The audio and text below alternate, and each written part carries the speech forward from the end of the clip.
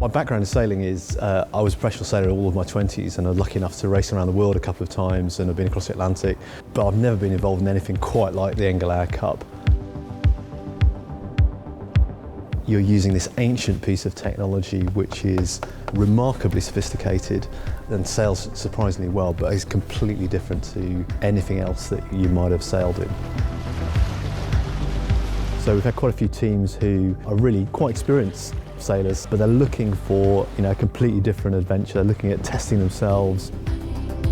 Other teams are more traditional adventurist molds, so they've looked at the adventure, they've gone and signed up to a sailing course, and they now want to sort of put those skills that they've learnt into action.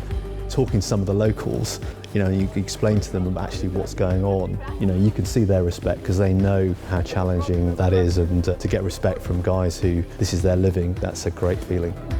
The one bit of feedback that I've heard time and time again during the event and actually since is just how reassuring it was not only to have the visible rescue boats on the water, but the fact that someone's tracking the satellite positions throughout the racing day.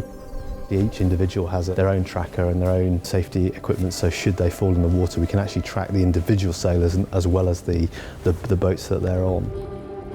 Most of the time, all you'll see is this beautiful blue ocean and these little islands and perhaps your fellow competitors. But when you need them, safety boat coming over the horizon is a very, very welcome sight. So having that backup enables you to have a great adventure, but know if the worst happens that some really professional people are going to come and help you. Certainly there's been quite a few teams who've just breezed through it, and by training and practicing, they've managed to get across the course completely under their own steam and have an amazing adventure along the way. Completing this event is a huge achievement, and I think people who've raced in, whether it's dinghy racing or offshore racing or ocean racing, this is something you just have to have done and experienced and enjoyed.